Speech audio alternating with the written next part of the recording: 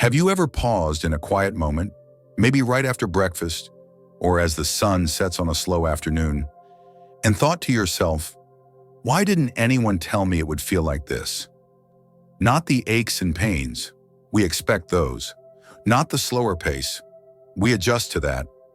I'm talking about something deeper, the shifts that aren't printed in brochures or mentioned at doctor visits, the invisible changes that sneak in after 80 and catch you by surprise.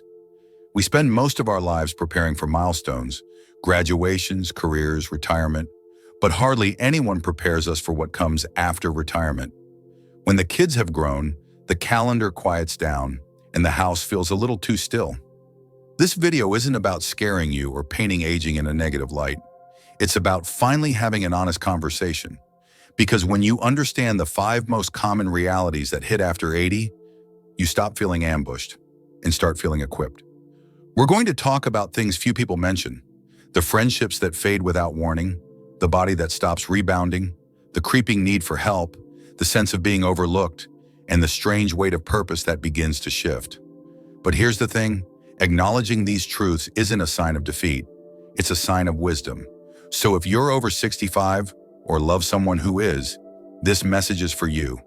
Stay with me until the end, because hidden within these realities is something quietly powerful, a chance to reclaim control, dignity, and meaning in this final stretch of life. Let's begin. 1. The social circle quietly disappears. One of the most unexpected changes that comes with aging, especially after 80, isn't about your body or your health. It's about your connections. The vibrant, familiar circle of friends, neighbors, and family that once surrounded you starts to fade, often so quietly you barely notice it at first. You might wake up one morning and realize it's been weeks since the phone rang just to say hello. Holiday gatherings feel smaller. Conversations that used to be routine, over coffee, on the porch, or in the grocery aisle, start to vanish. Not because people no longer care, but because life has pulled them in other directions. Some have moved, others are managing their own health struggles, and sadly, many are no longer here. It's not a betrayal, it's not neglect. It's time, doing what time does. Moving forward, whether we're ready or not, in your 60s and 70s, many of your peers are still active, still mobile, still reaching out. But something shifts after 80. You begin to outlive others. You begin to outpace conversations. And slowly your days take on a different rhythm, quieter, more reflective, but sometimes lonelier. I once knew a woman, Margaret, who told me that Sunday afternoons used to be filled with laughter and visits from old friends. Now, she said, it's mostly the sound of birds in her backyard and the occasional call from her granddaughter. I'm still me, she said, but the world around me just got quieter. What's powerful about naming this reality is that it gives you the chance to respond intentionally. Just because others are less present doesn't mean connection is out of reach. But it does mean you might have to be the one who initiates. That could mean joining a local senior group, writing letters, calling old friends even if you haven't talked in years, or inviting someone new into your world, like a neighbor, a church member, or even a younger person who might surprise you with their eagerness to listen. Technology can help too. Learning to use video calls or messaging apps may feel awkward at first, but it's a lifeline to those you love. And for those who prefer a personal touch, mailing a card or handwritten note still carries tremendous weight. Yes, it takes courage to open new doors when old ones have closed, but it's a courage you already possess. After all, you've made it through 8 decades of life. You know how to adapt. The shrinking of a social circle after 80 is real, but so is the potential for new, meaningful connections. Ones that are smaller in number, perhaps, but deeper in heart. And maybe that's the beauty of it. Fewer people, but more authenticity. Less noise, but more meaning.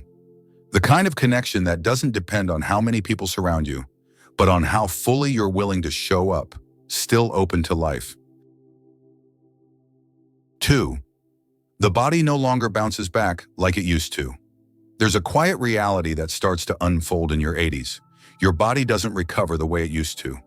What once took a few hours of rest now takes a few days. A minor strain that would have healed in a weekend might linger for weeks, even months. And sometimes, even when it does heal, something feels different. Off balance, a little weaker, not quite the same. It's one of the more frustrating parts of growing older. Not the pain itself, but the unpredictability of it all. One morning you're feeling strong, ready to walk the neighborhood or tidy up the garden, and by evening, a small misstep or dizzy spell leaves you resting on the couch, wondering what just happened. Back in your 60s or even early 70s, setbacks felt temporary. A pulled muscle meant skipping golf for a week. A cold meant extra sleep and orange juice. But after 80, things shift. The body becomes more sensitive. Recovery isn't just slower, it's different, more cautious, more layered, and let's be honest, this can be emotionally tough. You may still feel like your younger self inside. You still have the same determination, the same spirit, but your body starts making decisions for you, and often without asking permission. A missed step on the stairs can lead to weeks with a cane. A bad night's sleep might take 2 days to shake off. Even seasonal colds seem to have longer lifespans. I remember meeting a man named Harold, 83, who told me he used to walk 2 miles every morning, rain or shine. But after a short hospital stay due to a respiratory bug, those 2 miles became 2 blocks, and not by choice. I thought I'd bounce back, he said, but I didn't bounce. I kind of rolled. The important thing to recognize here is that slower doesn't mean broken. It means your body has carried you through decades of life. It deserves more patience, not disappointment. This is where mindset plays a powerful role. Instead of judging yourself for not being as fast, as strong, or as agile, you begin to honor your energy. You listen more carefully to your needs. You stretch before reaching. You rest before exhaustion hits, not after. And that shift toward intentional care isn't weakness, it's wisdom. You may no longer bounce back, but you adapt forward. You build new routines around your current capacity, not your past performance. Maybe you walk half the distance, but more mindfully. Maybe you garden for 20 minutes instead of 2 hours, but with the same joy.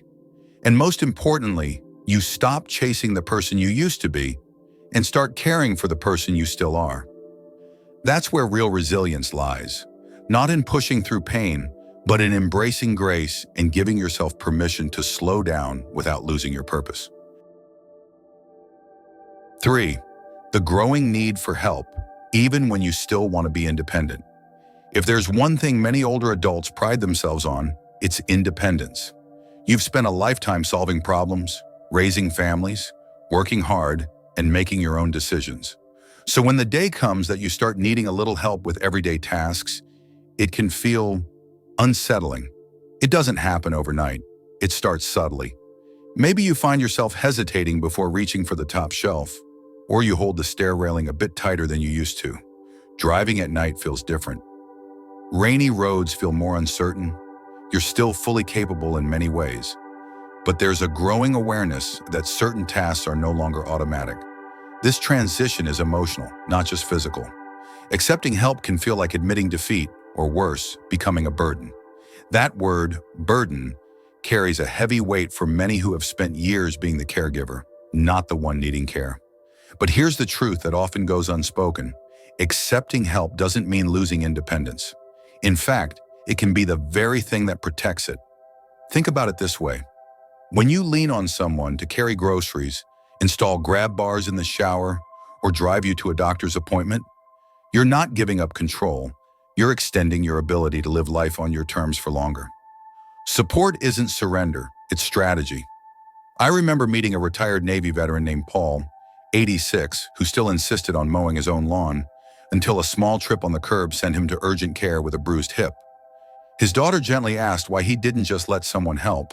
He answered, "Because I didn't want anyone thinking I couldn't handle it anymore." That sense of pride is powerful, but so is wisdom. Paul eventually agreed to hire a local teen for yard work and found he enjoyed the weekly company just as much as the help. The reality is the most courageous thing you can say after 80 might be, "I could use a hand." And that hand can come in many forms: family, friends, neighbors, community programs, or even technology. Using assistive tools isn't a sign of weakness either. From kitchen stools to shower seats to medication reminders, these small changes can keep you safer and more independent far longer than ignoring limitations ever will. Culturally in America, we often equate aging with decline, but that mindset needs to change. Asking for help isn't giving up your freedom, it's reinforcing it. It allows you to stay at home longer, avoid preventable accidents, and focus on what really matters: your well-being, your connections, your peace of mind. So if you've been hesitating to accept support, consider this. Independence isn't about doing everything alone. It's about knowing when to do it differently, on your terms, with the grace and wisdom you've earned through a life well lived. 4. The feeling of being overlooked by society. One of the most subtle and perhaps most painful realities after 80 isn't about your body or your memory. It's about your presence. More specifically, it's about feeling like your presence no longer registers the way it once did. You may notice it in small passing moments. The cashier who speaks to the person behind you. The doctor who directs questions to your adult child instead of looking you in the eye. The server who assumes you can't read the menu without help. No one means to be unkind, but slowly it becomes clear. You're being noticed less and less, even when you're fully alert, engaged, and capable. This sense of invisibility creeps in quietly. At first, you may shrug it off. You might even laugh about it. But over time, it begins to settle deeper. And it's not just about being ignored. It's about being dismissed. Your experiences, your knowledge, your very identity can begin to feel like they're fading into the background of a society obsessed with speed, youth, and what's next.